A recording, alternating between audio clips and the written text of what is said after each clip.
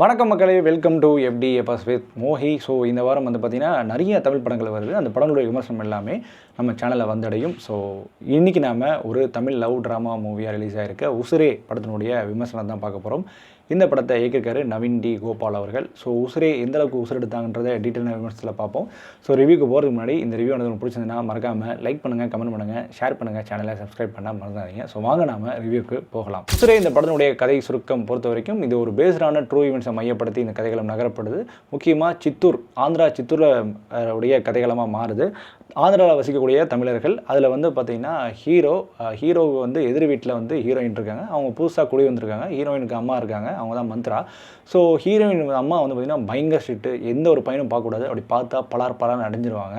So hero வந்து பார்த்திங்கன்னா ஹீரோட ஃப்ரெண்ட்ஸ்லாம் வந்து பார்த்திங்கன்னா ஏற்றி விட்றாங்க. முக்கியமாக இன்னொருத்தர் ஃப்ரெண்டு இருப்பார், டேய் பொண்ணுகிட்ட பேசுகிறலாம் எவ்வளோ கஷ்டம் தெரியுமா, ஏன் இந்த பொண்ணுகிட்ட பேசிப்பாரேன் அப்போ தெரியும் அப்படின்னு சொல்கிறாங்க. இவர் வந்து ஈகோ கிளாஸில் வந்து சரி இந்த சேலஞ்சை நான் அக்செப்ட் பண்ணிக்கிறேன் அப்படின்னு சொல்லிட்டு ஹீரோயினை வந்து துரத்தி லவ் பண்ண ஆரம்பிக்கிறாரு. ஹீரோயின் வந்து சுத்தமாக கண்டுக்கவே மாட்டுறாங்க. ஒரு கட்டத்தில் வந்து ஹீரோ பலார்னு அறம் வாங்கினதுக்கப்புறம் இவங்களுக்கு வந்து ஒரு வெளிச்சம் வருது, நம்ம இவனை லவ் பண்ணலாம் அப்படின்னு சொல்லிட்டு ஹீரோயின் லவ் பண்ண ஆரம்பிக்கிறாங்க. லவ் பண்ணி நல்லா காதல் போயிட்டுருக்கு.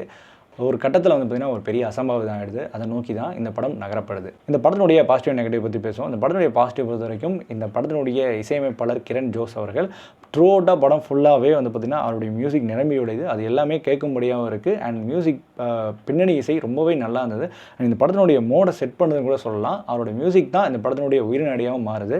அண்ட் இந்த படத்தில் டெக்னிக்கல் வைஸாக எல்லாமே ரொம்ப நீட்டாக இருந்தது. சினிமாட்டோகிராஃபியாக இருக்கட்டும், எடிகேட்டாக இருக்கட்டும், எல்லாமே இந்த படத்துக்கு என்ன மீட்டருக்கு தேவையோ அது கரெக்டாக கொடுத்துருந்தாங்க. அவங்க எடுத்துக்கிட்ட அந்த ஒரு விஷயம், அதாவது இந்த பேஸ்டான அந்த 2 ஈவெண்ட்ஸ் இருக்குது இல்லையா, அந்த ஒரு கடைசி நிமிஷம் இந்த படத்தை வந்து உத்து நோக்கிற மாதிரியான ஒரு விஷயம். அது அன்எக்ஸ்பெக்டடான ஒரு விஷயமாக மாறுது. அது வந்து காட்சி அமைக்கப்பட்ட விதம் நல்லா இருந்தது. பட் இதை வந்து மேக்ஸிமம் பீப்புள்ஸால் ப்ரெடிக்ட் பண்ண முடியும். என்னால் ஸ்டார்டிங்லேயே ப்ரெடிக்ட் பண்ண முடிஞ்சிச்சு, இந்த கேரக்டர் இப்படி தான் பண்ண போகுது அப்படின்ற மாதிரி. ஸோ அந்த ஒரு விஷயம், அதாவது இது தெரியாத வரைக்கும் அது பார்க்கும்போது வித்தியாசமாக இருக்க சான்ஸ் இருக்குது. ஸோ மற்றபடி இந்த படத்தில் வந்து நடிகைகள் லைக் வந்து டிஜே அருணாச்சலம், ஜனனி, அவங்களாம் வந்து பார்த்திங்கன்னா ஒரு சுமாரான பர்ஃபார்மன்ஸ் சொல்லலாம். அவங்கள்ட்ட வந்து இன்னுமே நடிப்புக்கு வேலை வாங்கணும். எஸ்பெஷலி டிஜே வந்து பார்த்திங்கன்னா நடிக்கிறாரு, அதாவது தன்னுடைய ஆல்பம் சாங் மாதிரி நடிச்சிட்டு இருக்காரு, தவிர்த்து படம் அப்படின்ற ஒரு ஃபீல் கொடுக்காமல் நடிக்கிறாரு. ஏன்னா படத்தில் வந்து இப்படிலான்றத வந்து டைலாக் டக்குன்னு சொல்ல மாட்டுறாரு. டைலாக் சொல்கிறதுக்கே ரொம்ப நேரம் டைம் எடுக்கிறாரு. மேபி அவருக்கு கரெக்டான தமிழ் உச்சரிப்பு வரலையான்னு தெரில. அதே மாதிரி ஜனனிக்கும் சரி, அவங்களோட ரியாக்ஷனை நம்மளால் சுத்தமாக புரிஞ்சிக்க முடியல. எந்த சீக்வன்ஸுக்கு எந்த மாதிரி ரியாக்ஷன் பண்ணுறாங்க, அதே மாதிரி அது வந்து லவ் சீனா இல்லை வந்து கோவப்படுற சீனா அப்படின்ற மாதிரி புரியாத மாதிரி நடந்துக்கிறாங்க. முக்கியமாக ஹீரோ வந்து அவங்க அம்மா பலார்னு ஒரு ஓங்கி அடிக்கிறாங்க, ஓகேங்களா. அடிக்கிற வேகத்துக்கு வந்து அவங்க வந்து ஆக்சுவலி அந்த இடத்துல லவ் பண்ணல, ஆனால் அவங்க ரியாக்ஷன் எப்படி இருக்கணும், அந்த இடத்துல ரொம்ப ஃப்ளாட்டாக இருந்தது. ஏன்னா ஹீரோயினுக்கு வந்து இவன் வந்து நைட்டு காவல்லாம் இருந்து இவ தான் பார்த்துக்கிட்டாரு. அந்த உண்மையாக சொல்லலை, சொல்லாமல் அட்லீஸ்ட் ரியாக்ஷனை வச்சு காட்டிருக்கலாம். அப்படியும் காட்டாமல் அப்படியே பிளைனாக இருந்தாங்க. அதுவே வந்து அவங்களோட நடிப்புக்கு இன்னும் கொஞ்சம் நிறையா போகணுன்ற மாதிரி கேள்வி தோணுது. மந்த்ரா அவங்களுடைய நடிப்பு ரொம்ப நீட்டாக இருந்தது. இந்த படத்தில் கரெக்டாக அந்த வில்லத்தனத்தை கரெக்டாக பண்ணியிருந்தாங்க.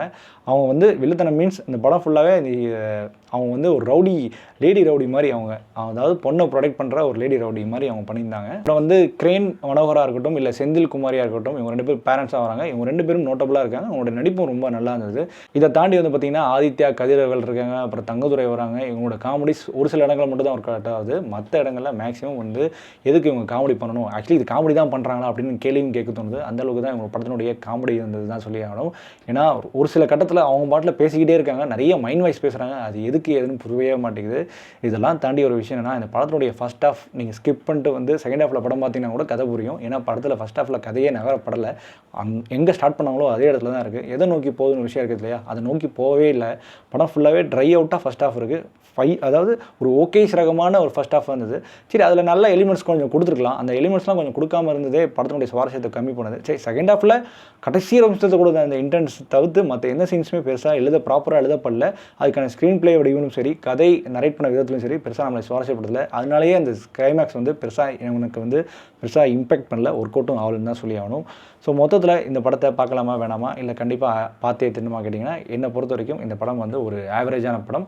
நல்லா எடுத்துகிட்டு போகக்கூடிய கதைக்களம் தான். அதை வேறு மாதிரியான நரேஷனில் கொடுத்துருக்கலாம். அந்த நரேஷனை தளவு விட்டாங்கன்ற மாதிரி தான் தோண வைக்குது. ஸோ இந்த படத்துக்கு நம்ம கொடுக்கக்கூடிய ரேட்டிங் 5க்கு 2.5. ஓகே மக்களே, ரிவ்யூ பிடிச்சி நான் நம்புறேன். ரிவ்யூ பிடிச்சிருந்தா மறக்காமல் லைக் பண்ணுங்கள், கமெண்ட் பண்ணுங்கள், ஷேர் பண்ணுங்கள், சேனலை சப்ஸ்கிரைப் பண்ண மறந்துடாதீங்க. ஸோ இந்த மாதிரியான மூவி ரிவ்யூஸ்க்கும் மூவி ரெகக்னேஷனும் நம்ம சேனலோட வந்து ஃபாலோ பண்ணிக்கோங்க.